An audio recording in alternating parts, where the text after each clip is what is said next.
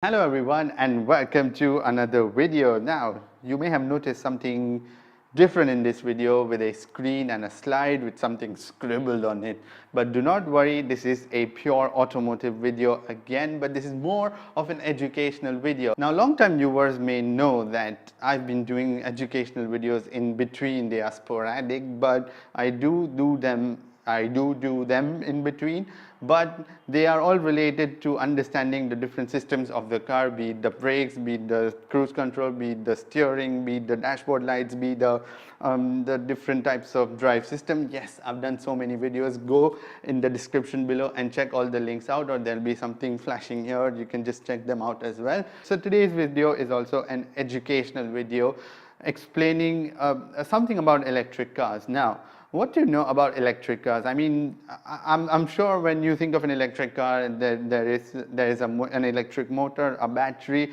some control systems, and then the car is being driven. But when you go into the market, there are several types of different cars and the categories. Yes, the categories which are very important that the car is divided into. There are about 3 to 4 categories related to the electric car, and today basically I'm going to be explaining you all the different categories related to the electric car. So the next time when you go buy an electric car, it will be much easier for you once you understand what are the different categories of them. Without wasting much time, let's start digging into detail about the different types of electric cars. Let me tell you, if you enjoyed this video, then please make sure to give it a like and also feel free to subscribe.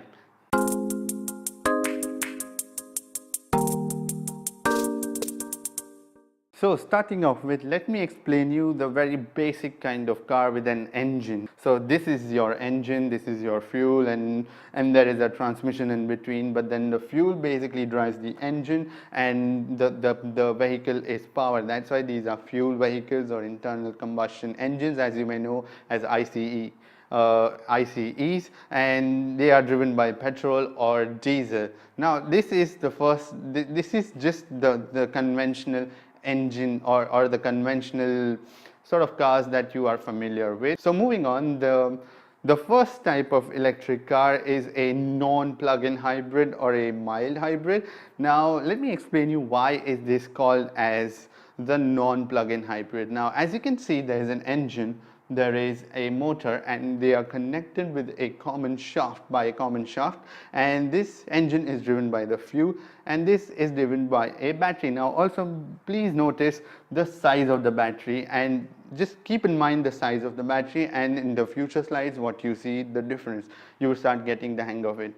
Now this initially what happens is the vehicle uses the battery power to power the vehicle, but then the range is pretty low, which is about a mile or two, or maybe about 5 miles in some vehicles. But initially the motor powers this, and then once that the batteries run out, it switches on to the petrol engine. Then the engine takes over and the vehicle is driven using the fuel. But essentially this just helps initially to just get your vehicle started. So that is why this is a dual kind of drive system, where the motor and the engine is connected on the common shaft, the transmission and the motor has been connected on the common shaft. Now this, if you may notice the arrows, now if you notice them, one of the arrows is just the fuel which is going into the engine, the other is basically a reversible. Now what is that? So this engine basically the motor actually uses the regenerative braking. Now regenerative braking is actually a very in-depth video that I will be doing in my future videos, but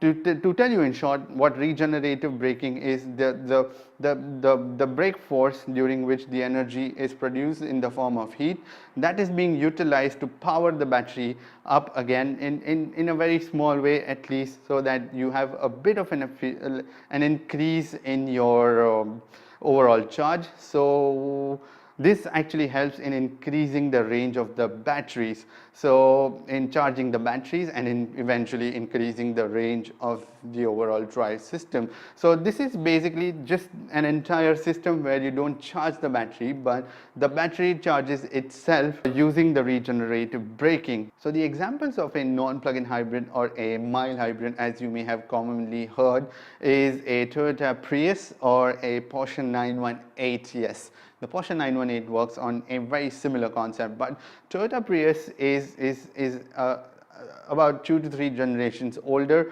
That Toyota Prius is not the current one, but the older version works on something of this method.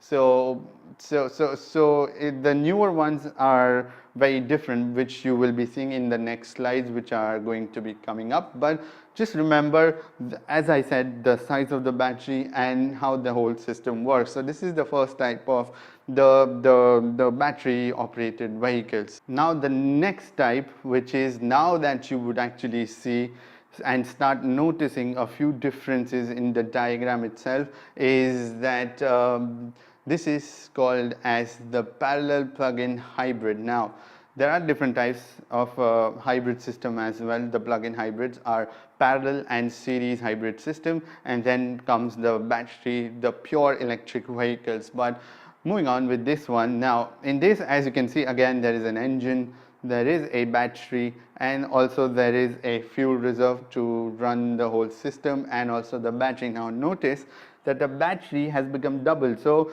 there is an increased capacity in the batteries, and there is also a plug which you can see, which is denoted here. Now this plug is basically used to charge the batteries of the car, so that overnight, whenever you are in your, say, office or at your home, you can charge these batteries up, and then they are ready to be used in morning. Now because the battery is bigger, the amount of range that you can get is quite bigger as well. So it varies between 10 to 20 to 25 miles depending on how you drive, but this is basically the system on which it works. And again, as you can notice the arrow, it's got a regenerative braking system as well. Again, the heat is converted into energy. That energy is transferred into the batteries and stored, which again gives you a bit of an extra range while driving. But again, the whole system is same, where the drive shaft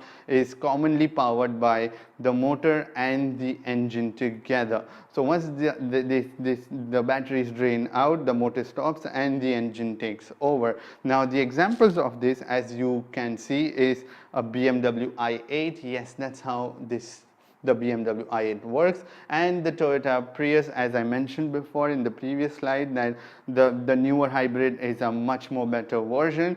So the new Prius is based on this, where you can charge it from outside as well.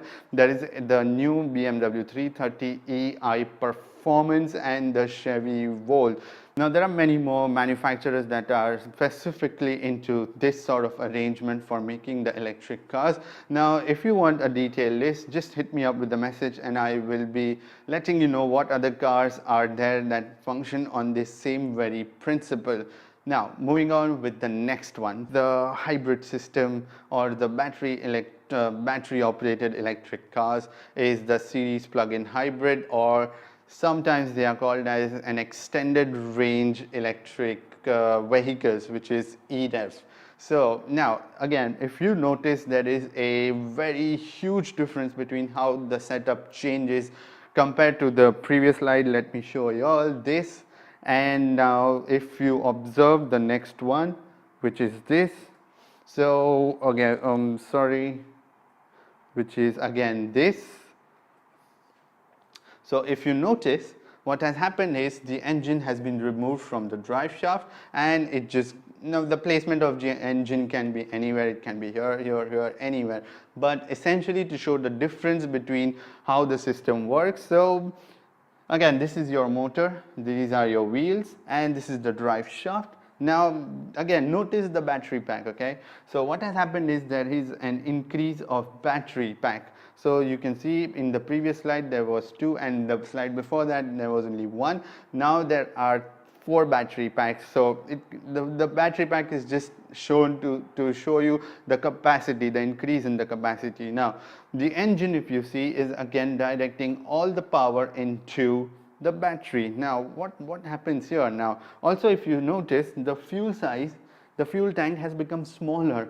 So what happens here is the vehicle is totally being powered by the batteries itself. So the motor powers both your wheels. Also, if you notice, it can be charged from outside. So whenever, say, you are at your home or your office, you can always charge the batteries, or at a petrol station as well. But also notice that this system, just before understanding the engine part, but understand that this is basically just the normal electric car that you can think of. And also there is a regenerative system, so it again helps in increasing the range by a slight percentage. The part of the engine comes now say you are somewhere on the road with no charging station in between.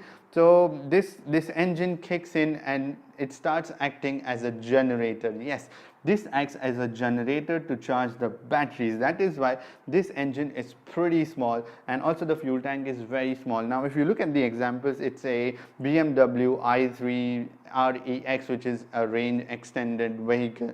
So what happens is the BMW i3 has gotten a very small, tiny 647cc engine, and that engine acts as a generator. This has a fuel tank capacity of 9 liters.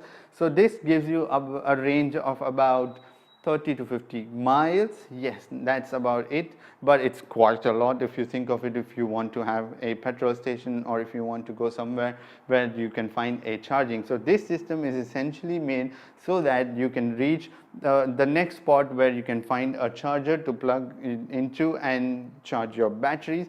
So this is where the whole system plays as you know, helping in extending the range of the electric vehicle. And since this engine is small, that is why it helps in reducing the tailpipe emissions. It's because it's a tiny engine. So now you can't be sad about the Chevy Volt, because I think the Chevy Volt has a 1.6 or a 2 liter. I'm not sure about it.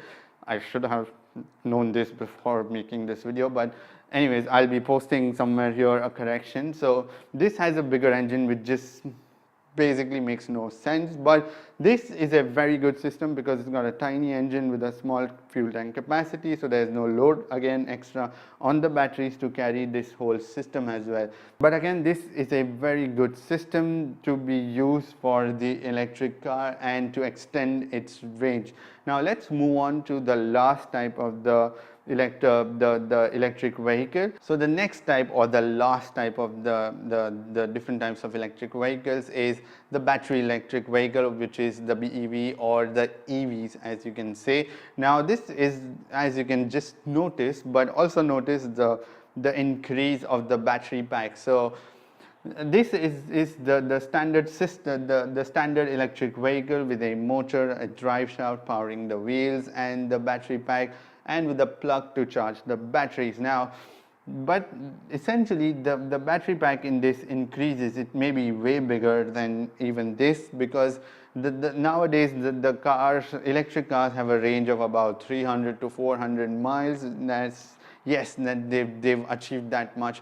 So in order to have that, you need a much bigger, way bigger battery pack, which is usually under the floor of the car, maintains the gravity, the center of gravity, which is low down. So that is why the vehicles feel much more sturdier, but yet they are pretty heavy at the same time because of the addition of the extra battery pack. Now the common examples of this system is the Nissan Leaf, the Tesla Model X, Model S. The Tesla basically works purely on this function. Again, this also has a regenerative process. The electric vehicles have improved a lot over the years because there is no doubt an increase in the battery pack, but also they have reduced in terms of weight, but also the capacity. They've had quite a fair bit of increase in their capacity as well, and that is why they are able to give you about 300 to 400 miles per charge. And also there is a lot of development for the fast charging, where the times are getting reduced from 8 hours to 6 hours to, I don't know, maybe 4 hours, but not sure about that. But yes, 6 hours if I know of. So they are getting there. So I hope you enjoyed this video. This was like a brief explanation. Again, this wasn't into detail about what works, and there are a lot more control electronics that come into play to make sure this system functions, even for the other systems as well. But this is just a basic understanding, so that the next time when you go to buy an electric vehicle, you know what are the difference between a pure electric vehicle, a plug-in hybrid, or a mild hybrid. So this was just to help you with that decision making and what to go for. Now, if you ask me which vehicle to go for, I think for me personally, I think the one which was before, this system fits really well, because this gives me an electric vehicle. At the same time, it gives me an extension using this generator. So this gives me a peace of mind that I can prepare going for my next stop, or I can plan it accordingly, because I know there is a backup that I can use to reach my next station. I feel this is the right sort of arrangement, because at least it gives you a sort of a range extension without worrying about when your batteries would die, and you can reach there safely wherever you are going to before you find a charging point. If you have any doubts or questions about electric vehicles, feel free to drop your questions in the comment section below, and I will make sure to reply to all of your queries or questions or doubts that you may have. I hope you liked this video, and if you did, make sure to like this video and share, and also subscribe to my channel for these amazing videos, and a lot of videos are going to be coming in future for sure. So make sure not to miss out on them. Until we meet next time, bye bye.